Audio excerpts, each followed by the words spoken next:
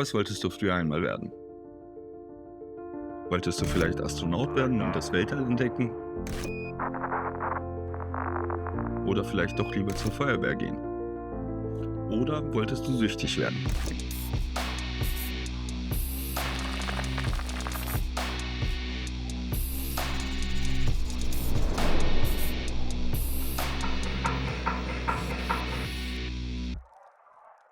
Alles, was du über Sucht zu glauben weißt, ist falsch. Denn bei Sucht geht es nicht um Substanzen, sondern um Menschen.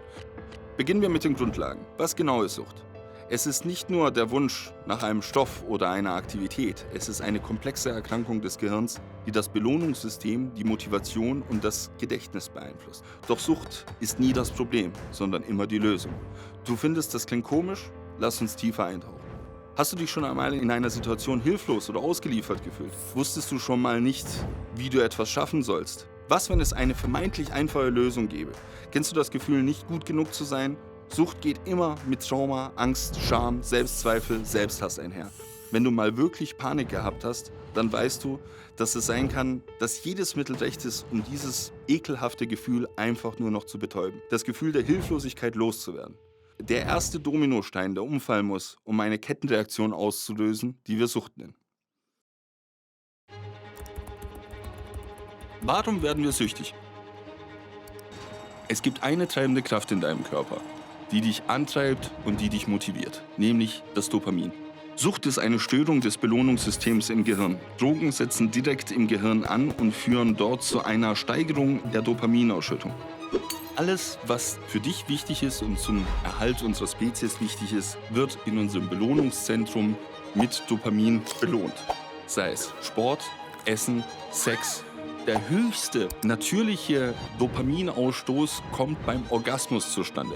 Kokain schüttet 6-mal so viel Dopamin aus wie ein Orgasmus. Jetzt könntest du dir denken, 6-mal so viel, dann ist es ja auf jeden Fall eine Erfahrung wert. Doch dieses 6-mal so viel bedeutet, dass du 6-mal so viel den Drang verspürst, diese Erfahrung zu wiederholen. So wird ganz schnell aus wollen müssen. Und wir sind beim Thema Sucht angekommen. Was bedeutet es für mich, süchtig zu sein? Das ist auf jeden Fall ein Kampf. Ich beschreibe es wirklich als Kampf, weil immer wieder diese Gedanken kommen. So. Das längste, was ich es geschafft habe, clean zu leben, waren 4,5 Monate. Und auch in dieser Zeit war irgendwie dieser Gedanke an den Konsum nicht weg. Also vor allem, wenn man dann eine Zeit lang abstinent gelebt hat, denkt man sich so Sachen wie, jetzt knallt es erst richtig. Und so fühlt sich Sucht an. Man kann sich selber nicht mehr vertrauen. Schrecklich eigentlich. Auch zermürbend, weil ich kann den Scheiß nicht kontrollieren. Dieser Scheiß kontrolliert mich.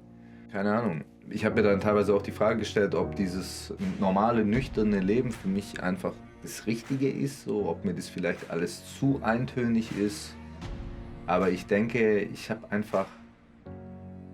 war noch nicht auf der anderen Seite des Regenbogens, weil ich glaube, ich bin der festen Überzeugung davon, dass wenn ich das wirklich knallhart lang genug durchziehe, dass ich dann eben nicht mehr so einen Suchtdruck habe, dass ich dann eben nicht mehr ständig diese Gedanken habe, dass es dann einfach irgendwann ruhig ist da oben. Ich weiß, wie elend es mir geht, wenn ich konsumiere. Und ich weiß, wie gut es mir schon ging, wenn ich nichts genommen habe. Und ich will da ja wieder hin. Bei mir waren es halt die Substanzen, die mir das Genick gebrochen haben. Mehrmals so. Am Ende war es dann so schlimm. Wenn ich dann gesoffen habe, dann bin ich irgendwie 3 bis 5 Tage ausgefallen, lag die ersten 2 Tage wirklich nur im Bett, bin gerade noch irgendwie aufs Klo gegangen oder so und habe mich gewaschen, aber sonst wirklich, ich war am Arsch, da ging nichts mehr. Richtig im Eimer. Und das wurde über die Jahre irgendwie immer schlimmer und das war auch das, was mich vor 3,5 Jahren dann dazu gebracht hat, dass ich gesagt habe, hey, okay, ich muss mal aufhören damit. So, ich vertrage das einfach nicht mehr.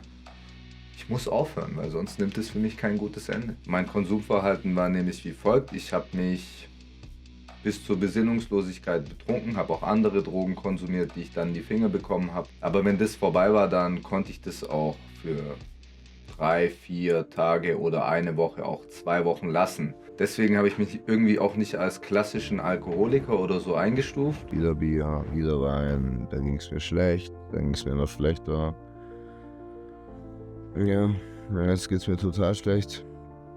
Aber das war abzusehen.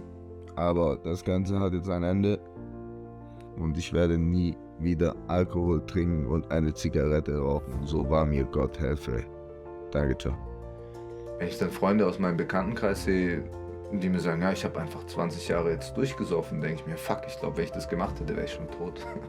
Das hat mein Körper, glaube ich, gar nicht mitgemacht. Das erste Mal Zigaretten hatte ich mit 14 geraucht. Mit 15 ging es dann los. Wir haben angefangen, Alkohol zu trinken auf Gartenpartys. Wir haben mit dem Kiffen angefangen.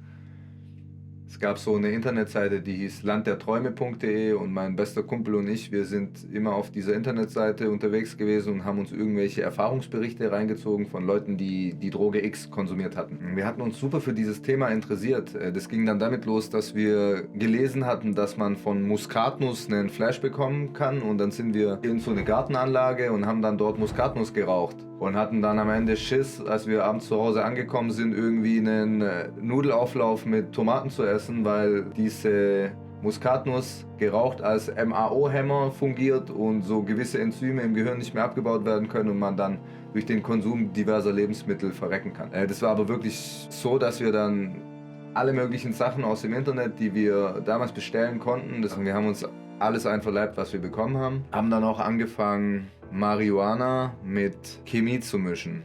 Ich habe Kiffen nie gut vertragen, muss ich sagen.